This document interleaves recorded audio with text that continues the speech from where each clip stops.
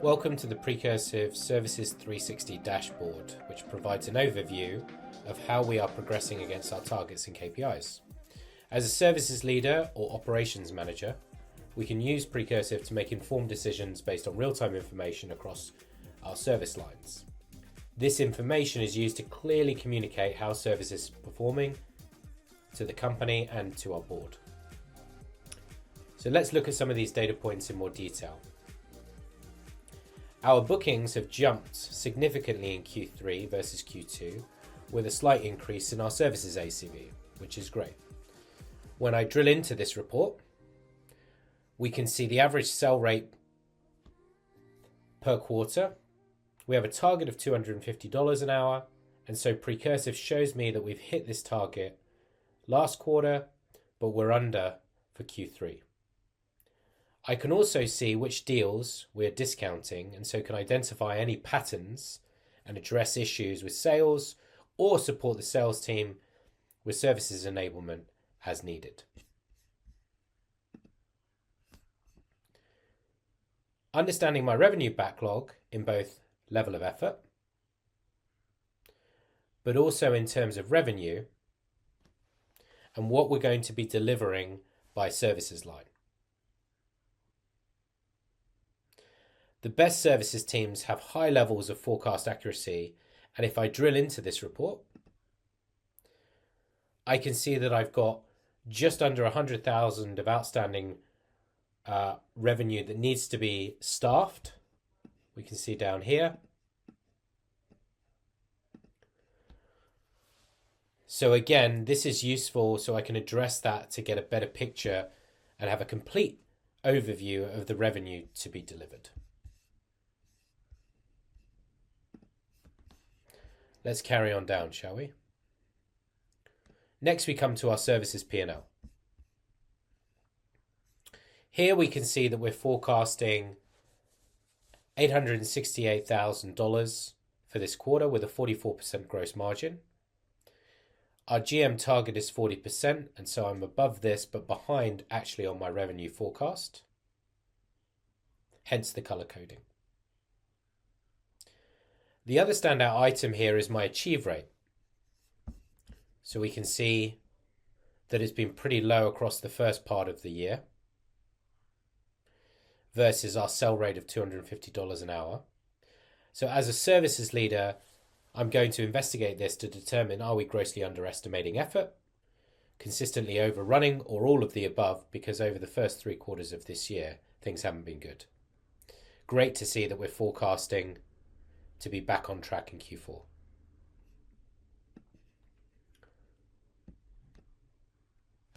My services billing summary shows me what we have billed year to date, as well as having more than $500,000 that needs to be collected, and who's overdue and by how much. So I can partner with our finance team and also the project leads to make sure that we're following up on overdue payments with clients.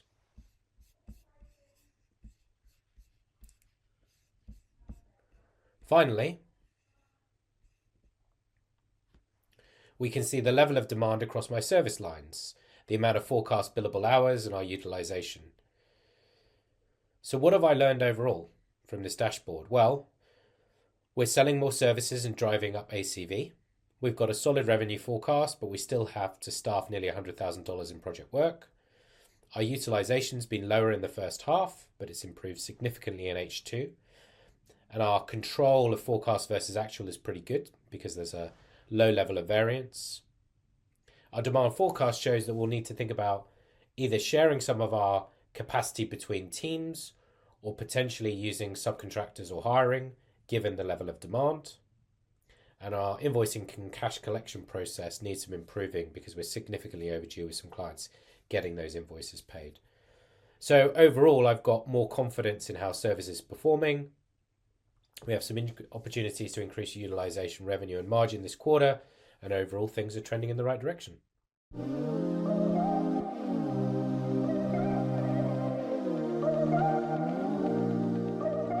With Precursive, we can build applications that are tailored to roles in our services org. In this example, I'm in one designed for my project managers, So across the top of the page, I'm going to be managing projects, my tasks, and that of people in my project team. But I can also make resource requests or review specific reporting for me and my broader PMO. So as a project manager, I can work through different types of projects. In this example, down the left, I've got a mixture of implementation projects and a managed services engagement, as well as this low-code project, which is a T&M engagement. So here we can see that we're forecasting over $100,000 and we've booked 95 hours so far, but we haven't yet invoiced anything. We've got an invoice here in draft for just over $12,000. And so this has been generated automatically in the background based on approved timesheets, which can then be pushed over to our ERP for billing, which saves me time liaising with finance because this process is all happening in the background so I can focus on my client work. Moving on to my next project, which is a package delivery with the Nakatomi Corporation. So here we've sold a mixture of services packages. So we've got a core implementation package alongside some add-ons, and Precursive looks at the opportunity, and within this, the opportunity products, and then creates this project with the relevant budgets. We pull over the services revenue, and we can see how we're progressing as that project pushes forward. And that project plan is built out automatically, which stitches together the relevant budgets, revenue, and tasks, and pulls this all together for me into this coherent project plan. So we can see, for example, where we are at the moment in this engagement. So as a PM, I can manage the timeline. I can also understand how things are progressing from a revenue forecasting standpoint. So here, for example, we can see actually that we've completed less during this period than we anticipated to do so, based on our percentage completion revenue recognition method. Again, from within this project, I can share this with my customer. So I'm going to enable this to be visualized in our customer workspace, which means that the customer will get a notification, they can log in and they can interact with me and my team on this engagement. And we'll come back to what that looks like in just a moment. Let's move on now into my task list. So if I head over to the project tasks, down the left-hand side, I've got the various tasks organized by the start date. For this week, I can see that I've got this upcoming kickoff call.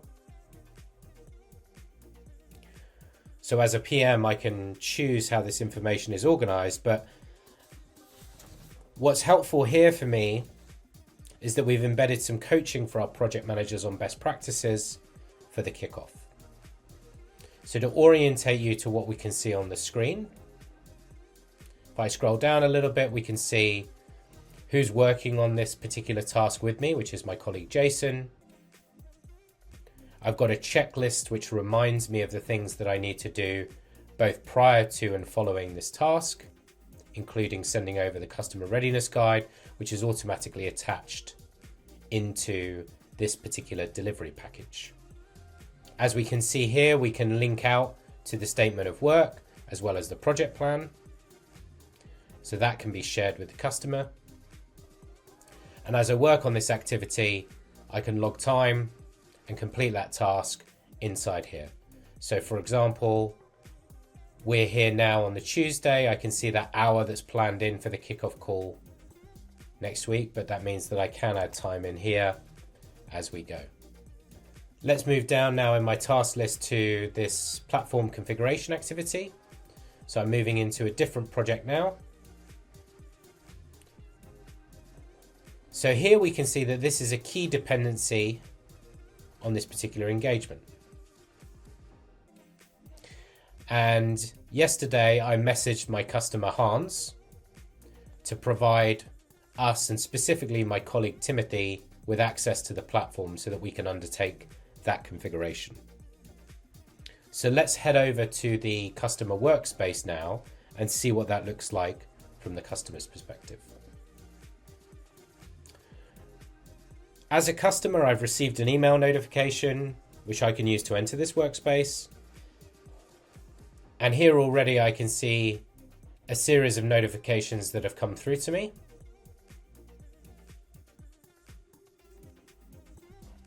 And here is that message from Jonathan that's come through asking me to provide access to Timothy. So if I go into this task, this will bring up this activity. I've got the access guide documentation, and I can send a note back once this is done.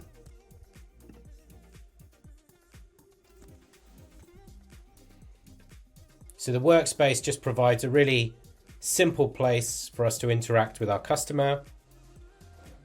More broadly, let's head over into the project plan where we can see the timeline.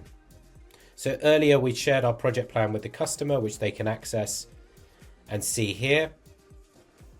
So they can understand the timeline and any risks that have been raised by our delivery team. For services teams that deliver directly or with partners, this is a great way to collaborate with the customer.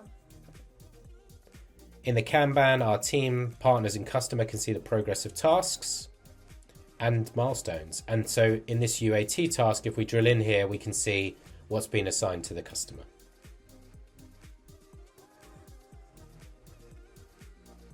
So overall, that workspace helps to improve that customer readiness by flagging things that the client needs to do and consolidates the project collaboration and communications into one place versus getting lost in email.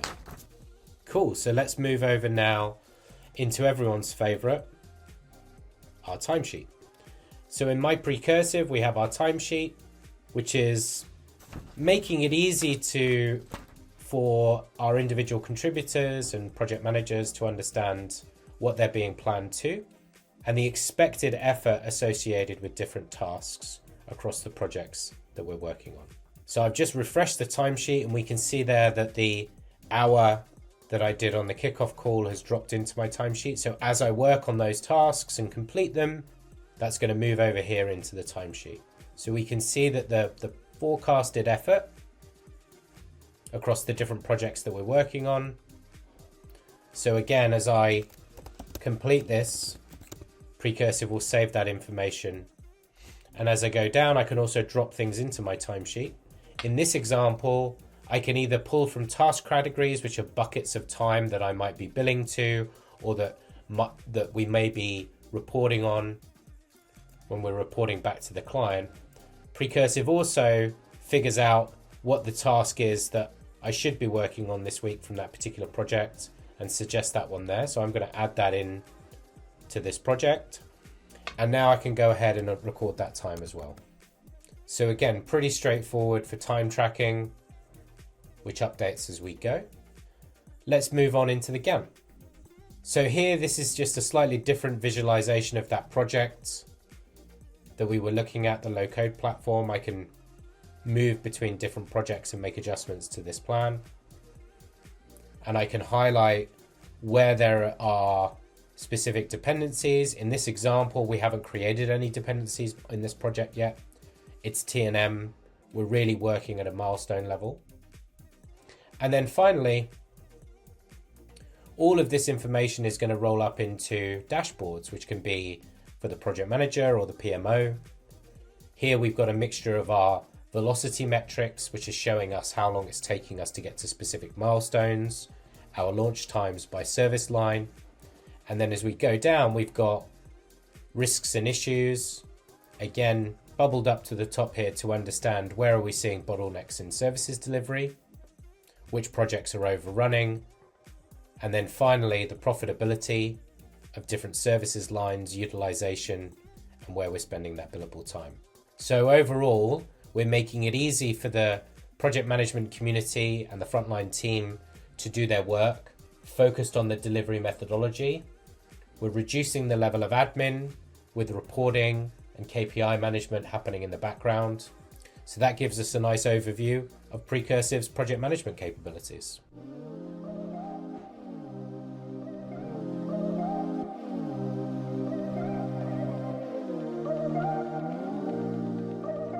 Hi everyone, welcome along to this overview of Precursive's demand forecasting and resource management capabilities. So to begin with, as a resource manager or PS operations leader, I need to be able to understand the demand for services. With better demand planning, I can partner with sales on ensuring that we staff quickly and with the best fit team members and transition smoothly into the kickoff. I can also better advise my sales team on lead times and start dates.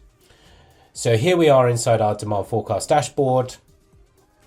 As we review this, Precursive is built on the Salesforce platform, so we're consuming data as we can see here from my sales pipeline and producing an accurate forecast of both demand and capacity. So here I have my overall backlog, scheduled work and pipeline all in one place, and I can immediately see that if everything lands, I'm going to need nearly 20 FTEs to cover all of the work. My pipeline shows that we aren't really leaving a gap between closing deals with this opportunity close dates and the start dates for these projects. So whilst I've got a pretty healthy margin forecast on these engagements, need to think about this issue and I want to resolve to allow for better handovers and preparation. Again, I can drill into this report and see my pipeline, which again is grouped here by that sales stage.